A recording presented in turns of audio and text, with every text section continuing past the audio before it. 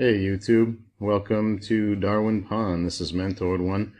I'm going to do something different here called the creature feature. I'm going to run these specials occasionally and pop out a creature from the library of DNA files that I've saved.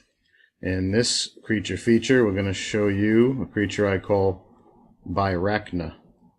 One of the earlier ones, a real funky swimming motion. Not particularly competitive, but interesting to watch.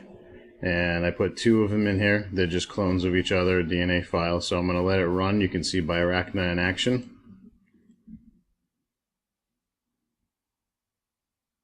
I'll zoom in and get a look at the funky. It just made me think of like a two-legged spider when I first saw it. And like the way it like wraps and twists its legs, and I don't know why I called it BIRACHNA, but it turns pretty good. As you can see, it can turn itself around. It takes a couple minutes, but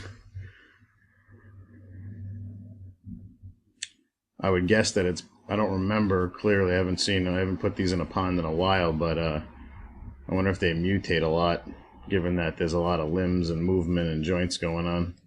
There's always a chance for something to get funky there. So you can see they turn themselves around rapidly. And if they go on a straight line, I mean, the motion is kind of cumbersome as they fold their limbs all the way. They literally fold them all the way in and then unfold them with each stroke. This is just the standard pond too, everything on like a medium setting. And you can see this guy's going after that food. When they get that stroke going out, they fold their limbs in so there's not a lot of like reverse drag pulling them backwards.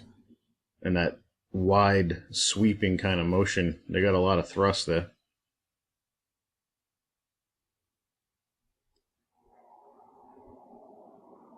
Oh, and of course, I will, if you're interested, if you're running this program, playing around with it, I will put the DNA file for BIRACHNA in the description box. And there'll be some brief instructions in there on how to get the DNA file into Darwin's Pond properly if you don't already know how to do it. It's pretty simple. It's just a text file. You just copy and paste the numbers in a text file, make sure it starts on the first line, doesn't skip any lines, and then name it something.dna. You know, and when you're then in here, you just click on the top of one of these test tubes, and a box will come up, and you can see all the DNA files I have saved. That's what it'll appear, and it's just a text file. There's nothing special about it. Let me see if I can edit this real quick. Show you what it looks like. Really? There's my notepad. There you are. Alright, so as you can see, this is a DNA file of a creature. Okay, and you want to make sure that when you copy and paste the numbers in, they're all flush against the corner, don't skip any lines. Save it as .dna, whatever you want to name it, .dna. Load it from here, you're good to go.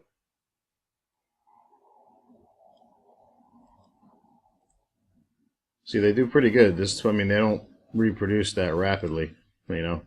They were more of a novelty creature. They didn't last too long, especially when I started doing experiments where I was tinkering with DNA and stuff. I ended up creating a monstrosity of a creature that you'll see in the finale episode of the Darwin Pond show. What I call a parasite. It's called the red worm. They call it a parasite, and I know some people have asked, it doesn't take over, attack people and stuff like that. It just, you put it in and it disrupts everything, you know. This one's definitely not a parasite. This is just an interesting motion to it. And if you get color variations or it breeds with other ones, you can create some weird hybrids maybe, you know. Maybe you can get a four-limbed version of this. I have no idea.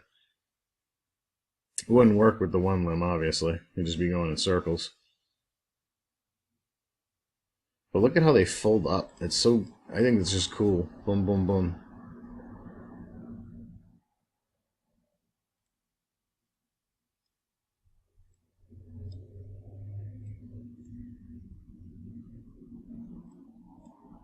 I haven't quite seen anything like this that I've evolved in my ponds.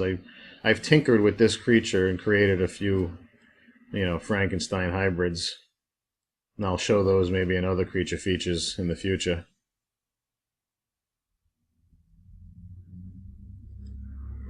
Oh, I think we had a mutant in there already. Yep. Look at this guy kicking the legs at alternate times instead of at the same time. He's folding them up like the other ones do. Back and forth instead of simultaneously. And then you got this guy over here that one of them's not folding up at all. It's just a dead leg.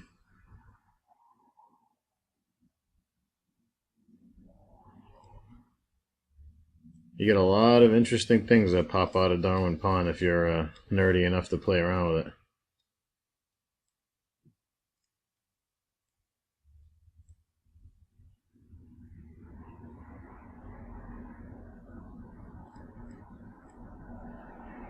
And I think I may, we'll see, maybe I will make a hybridization of this thing and see what we come up with. Maybe I'll, when the season 1 is over and there's a clear survivor, maybe I'll use that survivor and create some hybrids with some of the existing creatures in my library. You know, a creature feature hybrid program.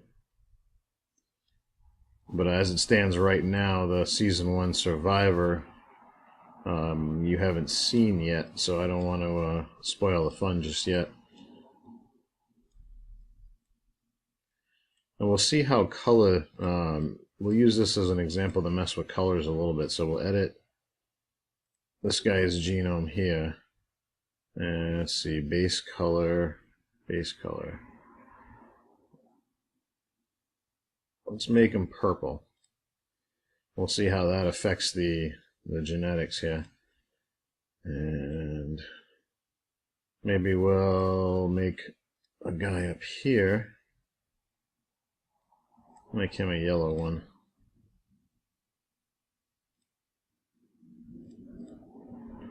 So you can go in and really tinker with the genetics. I'm not, it's really tricky. It's kind of a trial and error process. Like you'll play around with the sliders and it'll do, you know, like you can go with this guy and let's see.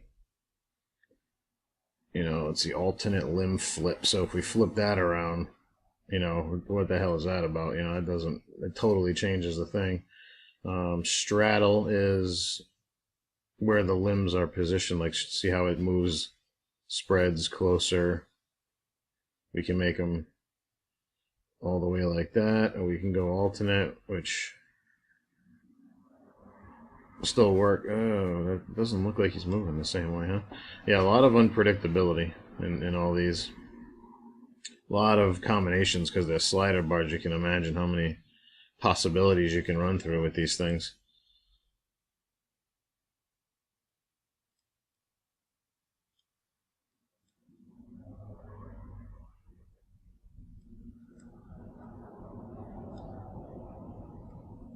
It really is an ugly creature. I mean, it's a neat motion, but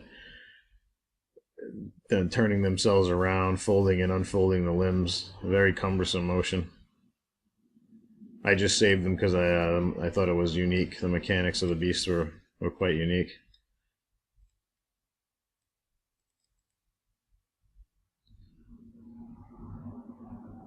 So of course you're welcome to load it in. If you have any hybrids or anything that come out of this, or you mutate it yourself, play with the genes in a certain way, and you create something of note, please, you know, share it, and I'll throw it in a creature feature follow-up maybe, or something like that. You know, I'll be more than happy to use any critters that you guys, the people who are nerdy enough to watch this, you come up with anything, drop me a line, man. Share the DNA file, and I'll feature it in either one of the shows or a special. You know, I'd be curious too. It's like introducing fresh genes into the mix. You know, other people evolve these critters in different experiments. You share them, you start crossing things over. We might be able to create a real super monster critter that can deal with the red worm parasite. You know, sleep in fear of that thing. Oh, so this is BIRACHNA, one of the earliest creatures that came about through a random, you know, Genesis thing. I dropped a bunch of random critters and let it run for a while, and this was one of the creatures that appeared in a population group. I don't think it survived even that first pond that it popped up in, but I thought it was so nifty that I saved it. And every time I run experiments, with another species I've saved, I throw them in here. The BIRACHNA doesn't last too long usually. It'll maintain a small population, but eventually it's just as the food gets scarcer, it won't have the ability to get to it as fast because of that cumbersome folding, unfolding motion. Again, it is fun to watch though. And purple and yellow, you see, haven't taken hold anywhere. I think it's genetic reinforcement. Most of the green ones are going to look to mate with green. All of them should be, actually. There's no other color in them that would prefer anything other than the green, all green ones. Purple and yellow are forced to mate with, colors like the yellow will go after the green. And I think it works on like an RGB spectrum type of thing. The closest color to their preferred color is the next one that they'll go.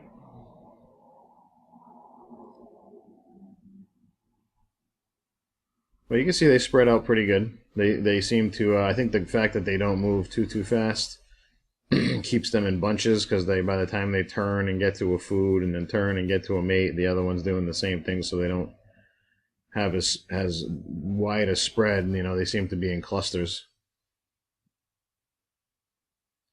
All right, well, that is BIRACHNA. I'll give you one more close look. And again, the DNA file, the numbers for the DNA file will be in the description box, along with some instructions about how to use it in the game. And please share any of your creations. And if you use this and you come up with anything, again, share it. Be more than happy to load it up and see what you got. Okay, so again, this is BIRACHNA. Thank you for watching this Darwin Pond special, the creature feature. And look forward to doing some more videos soon. Take care, guys.